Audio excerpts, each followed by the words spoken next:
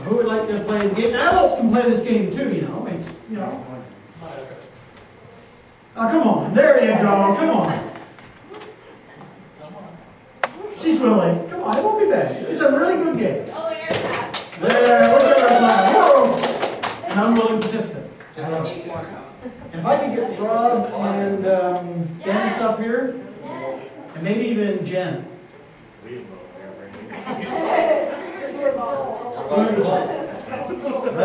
That's how it goes hand in hand. I'm going to give you one packet.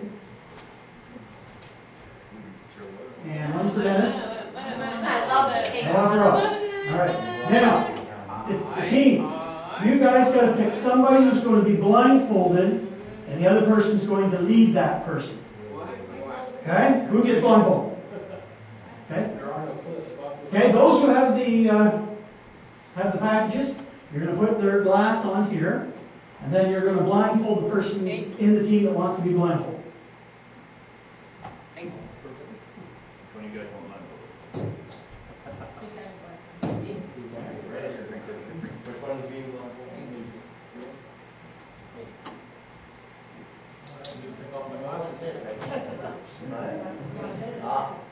Not supposed to see. Can't see this way. Okay. While they're blindfolded, I'm going to tell you the rest of the game. Here's what's going to happen. The people that are blindfolded, you're not allowed to touch your partner in any way, shape, or form. Your partner can only tell you how to get to the glasses that are over here. You're not allowed to guide them. You're not allowed to hold their hand. You're not allowed to hold them by the shoulder. You have to just tell them with speech how to go from one table to the other. Now, each individual, I'll give this to Jesse. There we go. Jeffrey. There you go. And Lloyd. You can pass that back to Lloyd. Okay. You have a measuring cup. Here's the way the game's going to play. You're going to go over as a team, go over to the bucket.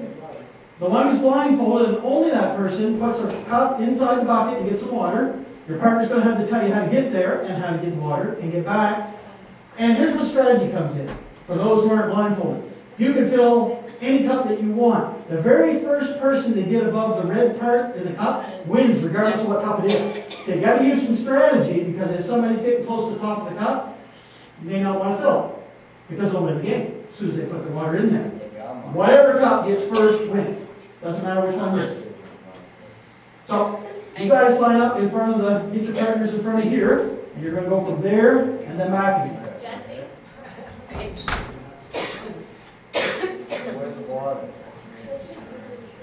And you can walk with your partner.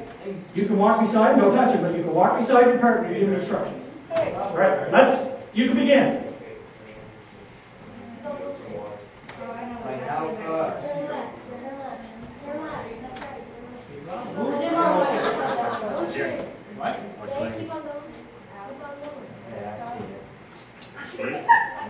I'm supposed to see it.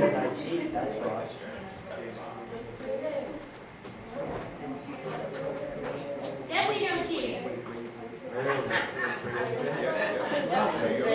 Remember, it's the first person who gets any cup full. Oh, very smart. Oh, got it. I don't know why.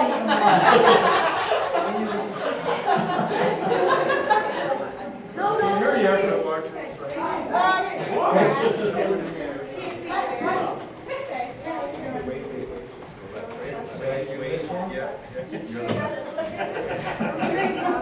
Yeah, I know where I'm going.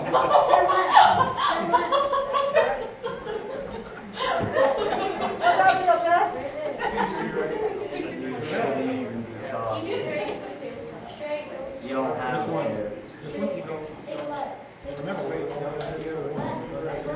I don't know why you Go. Straight. Wait. Straight.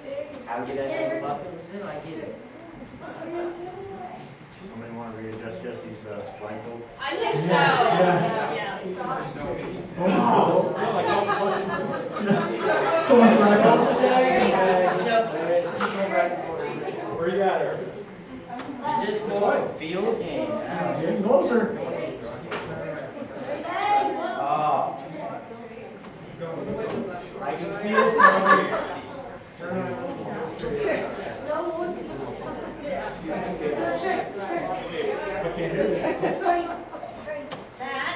Change Jesse's blindfold down a little lower. You can see it. I can't see for You can see it from there. I hate people that think they know what they're doing.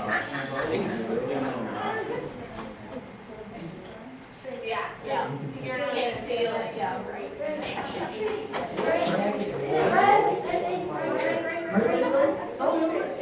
See, I knew he'd be there.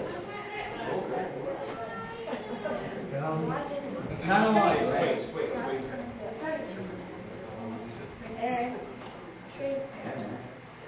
There, we have a winner.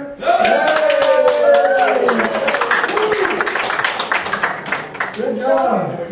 Oh, yes. Good job.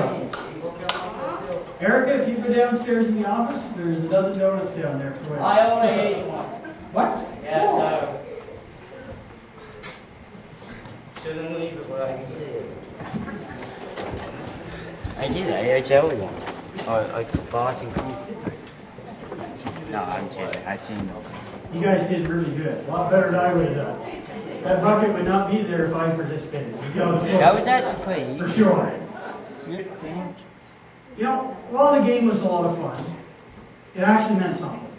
There's a lot of symbolism that happened in that game. Because that's the exact way we are in our spiritual life.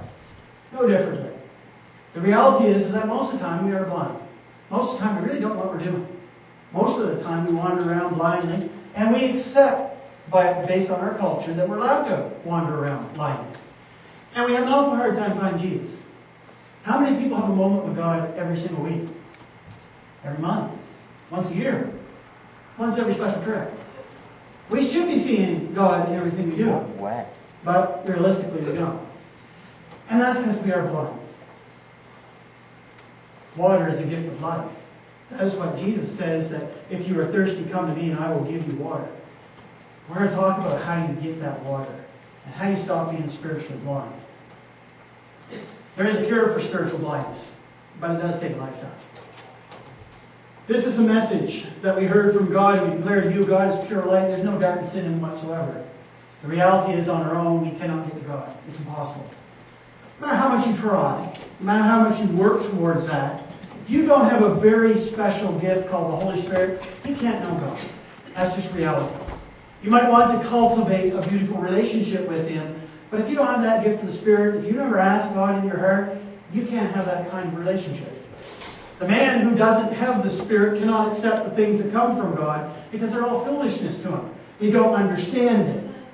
That's why when you have a non-Christian that comes into the church, they'll be sitting there and they'll go, I went through all those worship songs.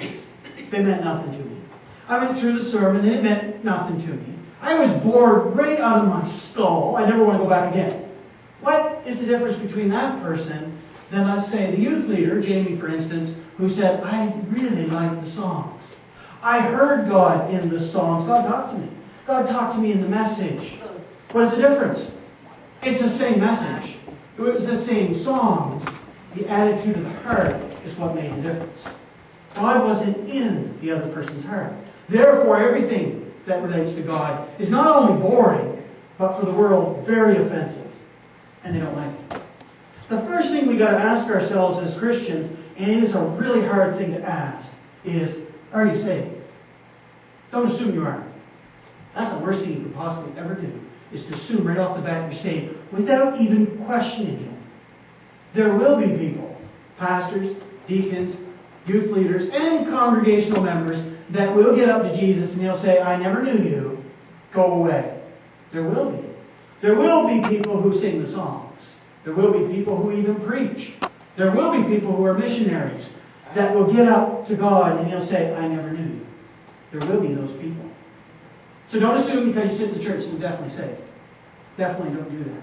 What you want to do is test your salvation to see if it's real. You don't recognize that you've got sin in your life, that's a really good indication you may not be saved. You don't recognize that you're doing some things wrong, recheck yourself. You know what?